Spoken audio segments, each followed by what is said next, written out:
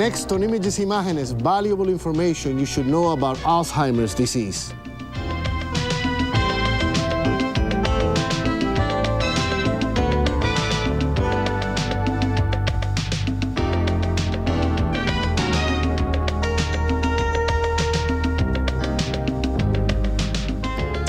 Saludos, I'm Miguel Perez. She can still see me, but her mind doesn't let her recognize me as her son. She can still talk to me, but she rambles incoherently, never mentioning the two words I long to hear, mi hijo, my son. It's as if the woman who gave me life was already dead, unable to give me the advice and support I had grown to depend on.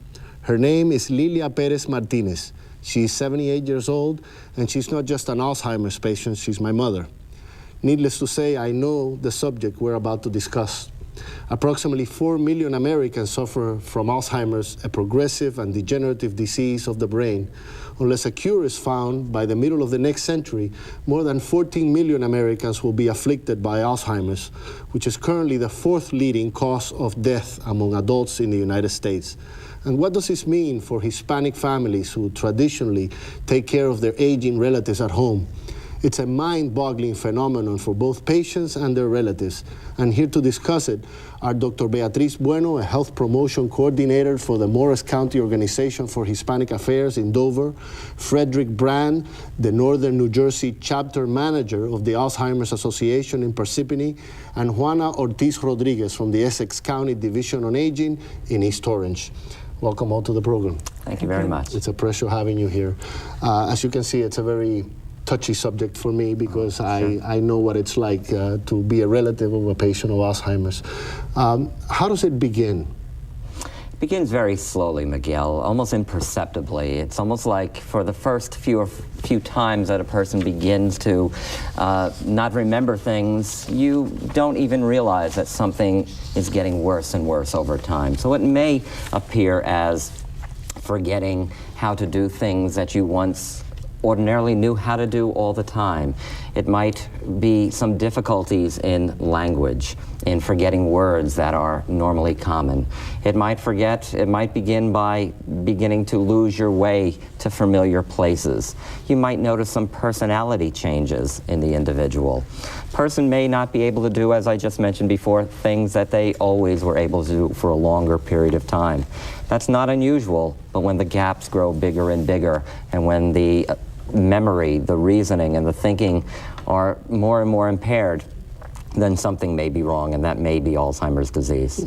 Dr. Bueno, can doctors tell when it's starting, or does it take a while for you to really see that the patient has Alzheimer's? Well, the important thing is that the people recognize these symptoms, the family recognize these symptoms, and then they could go to see a doctor. But what happened in the Latino families is that they have a lack of knowledge of what this disease is, what this disease means. So, and because of cultural beliefs, they try to seek assistance in their families, because as we all know, in the Latino community, there is a concept named familiarism. So it's a strong belief in the family. So we seek assistance in them, and after that, if no answer is found, we go to a curanderos, which are folk healers, and after that, then we seek assistance to a medical doctors. Mm-hmm. But can doctors find out right away if a person just has the first symptoms? Will they know right away, or does it take a while for a doctor to see that it's really Alzheimer's? One of the difficult things about this illness, Miguel, is that there's no one test that can really conclusively diagnose Alzheimer's disease. So what happens is that it's a process of ruling out other things that may be causing the person to experience the symptoms that we just took. So in other words, the person will go to a physician, and the physician will really prescribe a full range of physical examinations, neurological tests like the CAT scans or the MRIs, laboratory tests. Even a mental status exam, asking that person questions to test their memory, to test their recall. Really even taking a psychological test to try to find out if there's anything else. And if other things are ruled out, because this is only diagnosed right now by a process of elimination, if other things are ruled out, then the physician will diagnose with about 90% certainty that it's probable Alzheimer's disease. Juana, tell me about your experience at the Division of Aging. My involvement with Alzheimer's came as a surprise to me because I was not aware of the disease itself until we started getting calls in the office from the Latino community regarding how their parents were acting a certain way, how they were forgetting, as you said, before, who their family members were. And of course, we have a person that works in the office that works very close with Fred, who deals with the Alzheimer's calls that come into the office. And I went to her and I explained to her, I said, I'm getting calls and they're talking about Alzheimer's and that they've been diagnosed. What is that, Leah? So Leah sat down and she explained to me. And then I started getting involved with her because she started telling me, well, they need to get evaluated probably by a physician, a proper evaluation, because it's not just, it's very detailed, as Fred could probably tell you, or the doctor can hear. After working close with Leah, then I started taking an interest in the Alzheimer's and getting back to these families with whatever advice I was able to seek. In many cases, we were able to get the family members to take them to the proper physicians for a workup. However, because of the language barrier, there's very, very little out there for the Latino community. I'm not aware of any adult daycare facilities where they have Hispanics working that could work with the Spanish-speaking elderly or patients of the Alzheimer's. It leads to a lot of misconceptions, I imagine. I've heard a lot of people say, well, so-and-so is really going crazy. They don't understand that it's a disease. Yeah, it's actually a physical illness that attacks a very real part of your body, and that's the brain. And unfortunately, the person becomes a victim of an illness that he or she just can't control because it gets worse and worse, as you so poignantly talked about in what you just said at the beginning of the show. They end up taking people to santeros or spiritualists and try to cleanse them, and I've heard all kinds of stories about this. Correct, and working with the health promoters, they are volunteer neighbors that we train to become health promoters. It's a program sponsored by the Robert Wood Johnson Foundation. They visit the families and ask questions regarding different health aspects. And when they ask about the Alzheimer's disease, well, they really don't know anything about that. That's when we start working with the Alzheimer's Association just to inform the group of people assisting to our office. I mean, what this is about, what are the first signs and symptoms, just to recognize the illness and try to get assistance in the right place. Well, let's look at the signs. I think we have a chart that's going to show what the signs are that people can. First of all, memory loss, language deterioration, impaired visual or visual skills, poor judgment, indifferent attitude, and preserved motor functions. Explain what preserved motor functions are. Well, typically someone with Alzheimer's disease who has experienced the motor function, that's the movement of our arms and legs, the things that we do like walking, eating, those are things that as the illness progresses into the later stages that a person has more and more difficulty. At the earliest signs, it seems to be more something that affects our memory, our reasoning, our judgment, even some of our language problems. And again, we all have difficulty in certain of these areas. I may forget my keys somewhere. I may forget where I put my wallet. But it doesn't get worse and worse over time. Alzheimer's disease is something that's going to get worse and worse over time. So at the beginning, as we talked about, it may be even difficult to recognize these things, but only when it gets worse over a period of time do you think that it may be Alzheimer's. A doctor once described to me, talking about my mother's case, that it's a series of, I think he called it mini strokes, where you have mini setbacks, and you may be able to recover a little bit, but never as far as you were before. before, and so you have a setback and another setback and another setback, and this is how you get worse. This is how Well, it that's happens? interesting you bring that up, Miguel, because when we talk about these symptoms are known as dementia. Okay, dementia. These are just sets of symptoms. Something is causing these symptoms to occur. And at about 60% of the people who have these symptoms that we talked about, it's because of Alzheimer's. In about 15 to 20% of the cases, it's because people have had the mini strokes that you mentioned. They call that multi-infarct dementia. And it's interesting that that is another cause of dementia. And as you say, if a person is experiencing these strokes, they may stay on that plateau until they have the next stroke, and then their abilities decline. And these are small strokes, almost imperceptible to people. And does the patient know, doctor, what's happening to them? No, they don't know. I mean, it has to be the family who has to recognize these symptoms, that something wrong with their behavior and their way of being has changed. We are finding, though, especially as people are beginning to be diagnosed at an earlier stage of the illness, that there is a realization that something is not right. And more physicians, I think, are beginning to inform the person himself or herself that they either have Alzheimer's disease or maybe a memory impairment that just isn't going to get any better. And I know at our chapter in Parsippany, we did start a support group, especially for those newly diagnosed with the illness who are aware of their diagnosis. But I would agree, most people with Alzheimer's still, at this point, do not know what they have. But I think more and more people are beginning to question that. Let me brace myself for this question. How does it end? What are the more advanced stages? Okay. Well, Alzheimer's disease, unfortunately, is a fatal illness, and the person will die. It's not an immediate death, because someone with Alzheimer's disease can live from 2 to 20 years, with a typical period of time following diagnosis being 8 to 10 years. Person's memory is going to be increasingly worse. They are not only going to experience memory difficulties, but also some physical changes as well, not being able to remember how to do things like eat or walk. And as we get into the later stages of the illness, they may be totally confined to bed, and they probably will forget how to do even the most basic things, again, that we take for granted.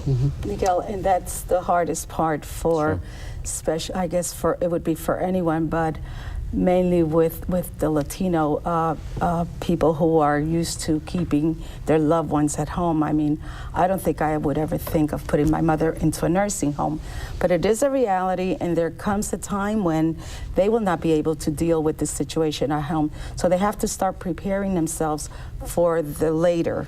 And by preparing themselves could be by joining one of the support groups, just to kind of prepare yourself for what's going to happen. And also, after the loss of a loved one, there are support groups for that group also.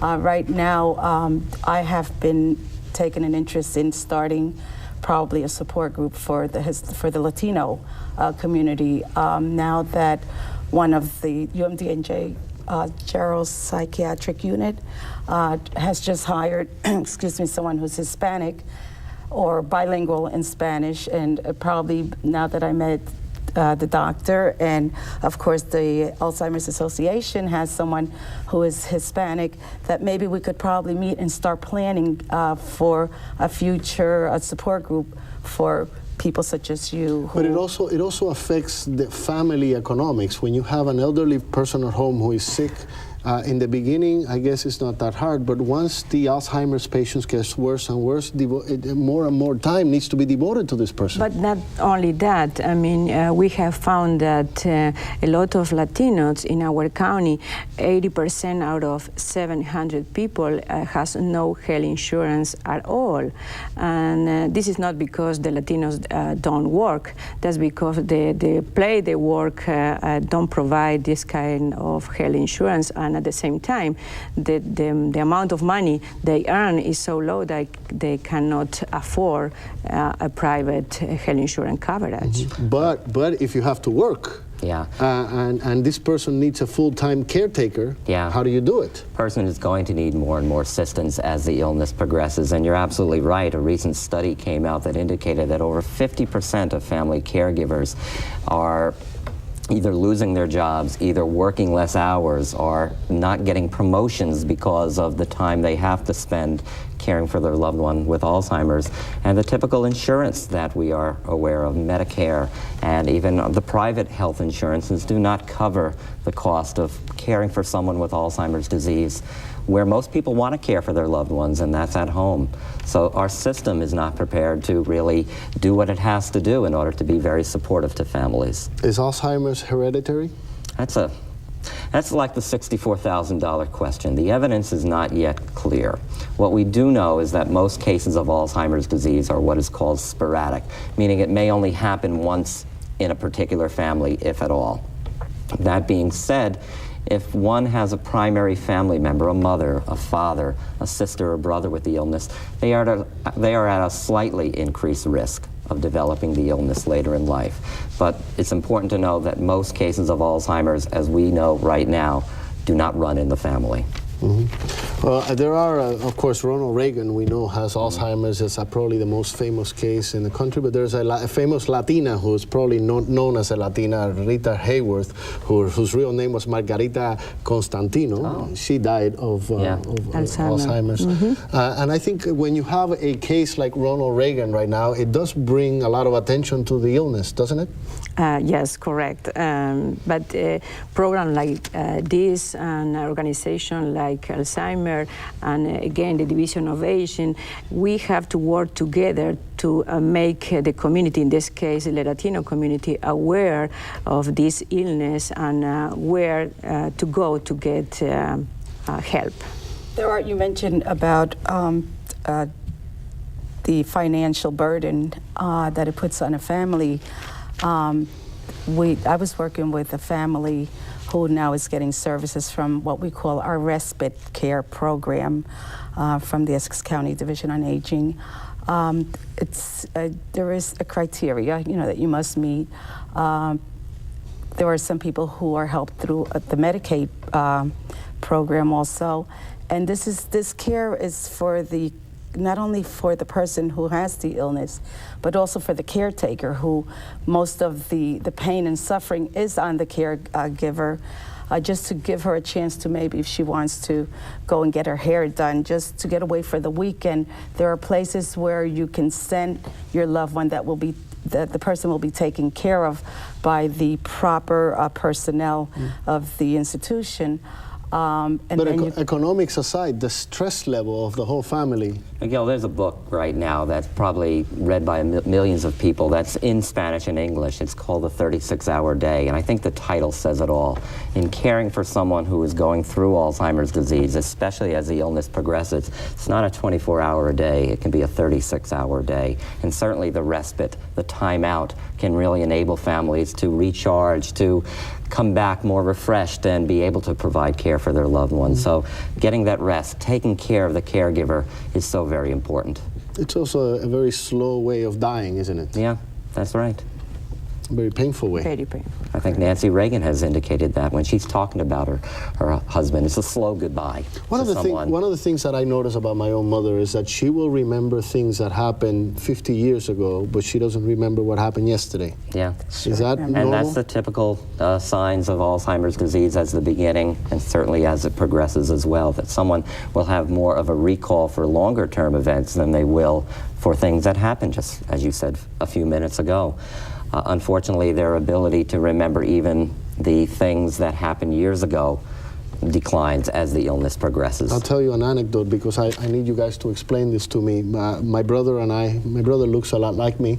We're standing by her bed, by her feet at the hospital, and my sister-in-law was sort of like talking to my mother, trying to get her to see if she recognized us. Yeah. And she wouldn't. For a while, she's staring at us, and she's saying, "Look at those two handsome men, and do you know who they are?" and so forth. And she stares at us for a while, and she would not say anything. And all of a sudden, she said, "I don't know who they are, but they look alike." Yeah. So she was able to analyze the fact that we look like each other, but she didn't know we were her sons, her only two sons. And maybe she realizes that she has a son, but she remembers the son maybe 20 years ago or 30 years ago. And if you were to show her a picture of yourself 20 or 30 years ago, perhaps she would know, these are my sons. So she realizes somewhere in her heart that she has two people that she loves dearly.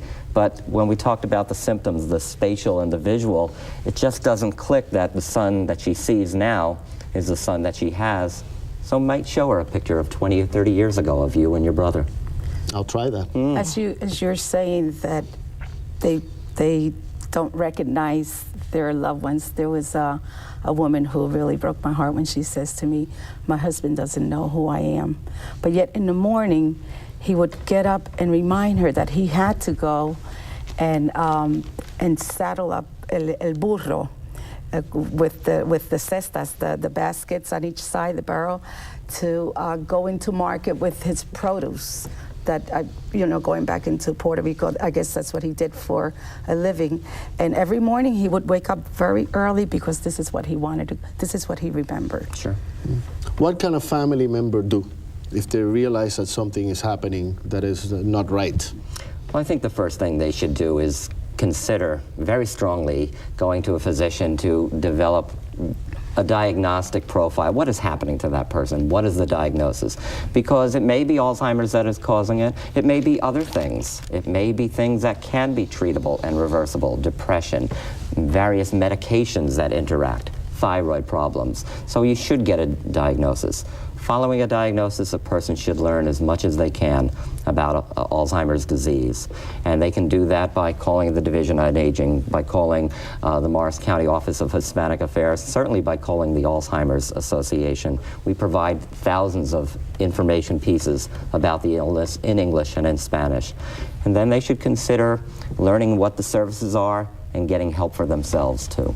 What are some of the misconceptions about Alzheimer's? I hear that people will say, well, you got hit on the head when you were young and that's why maybe you get Alzheimer's now. Does that make sense? Yes, I mean, the doctor has to make a questionnaire of things that happen to this person, but certainly it's a misconception. I mean, most of the time Latino people consider like they are locos, I mean, but this is not true. But getting bumped on the head doesn't necessarily cause Alzheimer's.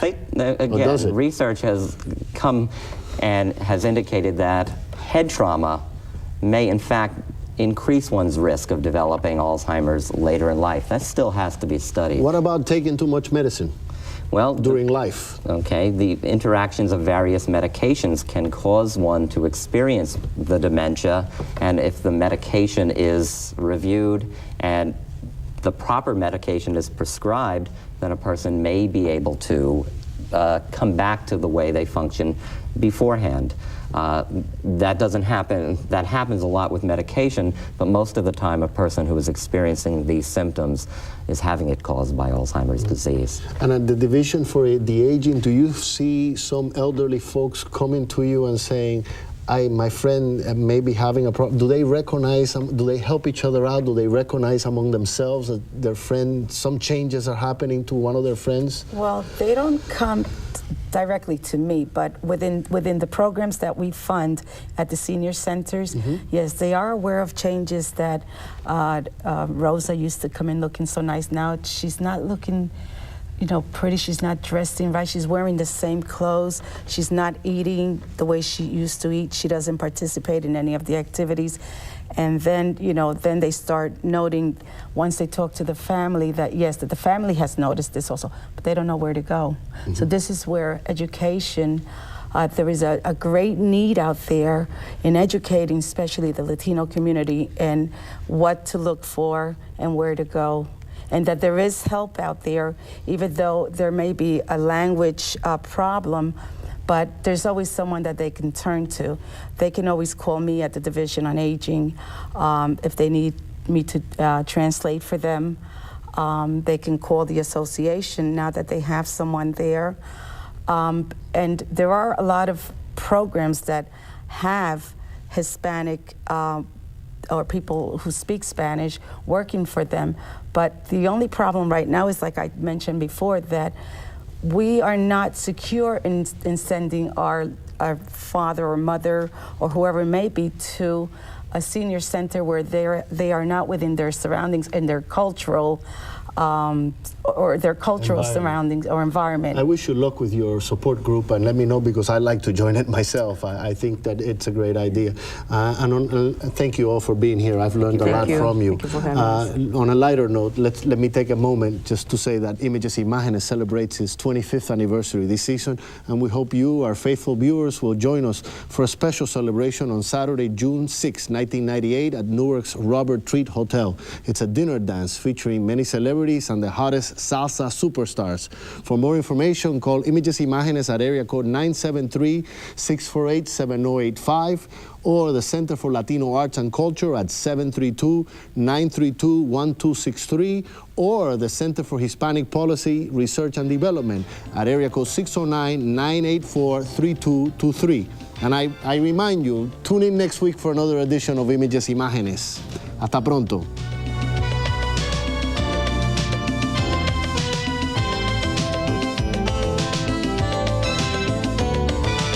Up next, Sacred Song and Dance from Tibet, a discussion with author Maurice Condé and the traditional sounds of the Puerto Rican cuatro.